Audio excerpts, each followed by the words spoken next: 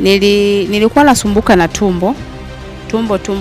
Nilikuwa naenda hospitalini, wanaenda kunipima. Sema watoto wako sawa. Baadaye nikaenda hospitalini, wakanipiga ultrasound. Wakaniambia watoto wako wamekaa upande hivi. Mwingine kichwa chini, mwingine kichwa juu. Kwa hiyo usipofanyia operation hauwezi toboa. Kwa hiyo ilinipa mashaka, nikawa na wasiwasi mwingi. Kwa nini watoto wangu wako upande, halafu mwingine kichwa chini, mwingine kichwa juu? Baadaye nikawa tunamuomba Mungu anisaidie nijifungue salama.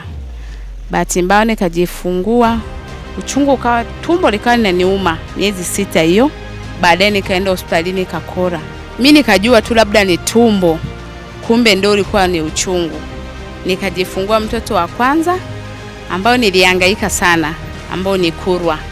Mtoto wa pili naye nilihangaika sana, maji mengi yakanitoka na damu.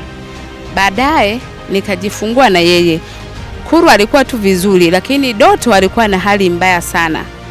Mimi tukasubiri, wakaniambia tusubiri nini? Tusubiri gari ili tuende Bugando, maana hapa tulikuwa hatuna vifaa vya kuhifadhia watoto njiti. Huyu Kurwa akawa amepoteza. Baadaye wakampima Doto na yenyewe wakasema kwamba hapana, sidhani kama kuna mtoto. Mbona hapumui? Tukao tu tumefanyaje? Baadaye tukao tumerudi nyumbani, kajua mtoto amefariki. Tulipofika njiani barabarani karibu na hapo Majaribu ya Cheja, mtoto akaanza kupumua. Ndio tukawahi kuchukua oksijeni na tukachukua oksijeni, tukakimbia kuchukua oksijeni na kuwahi kwenda Bugando. Kwa hiyo mwanangu alikuwa na hali mbaya huyo Doto. Baadaye tukafika humo, tukaanza matibabu, wakanipokea vizuri. Tukaanza matibabu. Hali tu ikawa mbaya, siku zingine mbaya. Hivyo Mungu ni mwema. Baadaye tukawa tumeruhusiwa. Alipofikisha kilo 1.5 nikaruhusiwa kurudi nyumbani. Ndio nikawa tu na huduma za hapa nyumbani. Ni kule mtoto akae kwenye joto. Kwa kweli Mungu ni mwema. Sasa hivi mwanangu ana miaka 2 na miezi. Gharama za Bugando ni kila siku hera nyingi Bugando. Kwa hiyo tunaomba kwa kweli, kama mmetuletea huduma hapa, gharama zipungue. Gharama kule ni kubwa mno.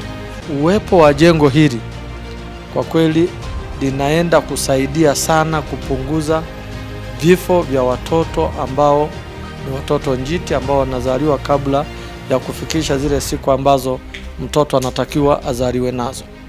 Na ni jengo ambalo mimi kama msimamizi wa shughuli za serikali ndani ya wilaya ninaridhika na utekelezaji wake, kwa sababu tumekuwa tukipata ushirikiano mkubwa kutoka kwa mfadhili wa mradi huu Doris Mollel tangu mwanzo.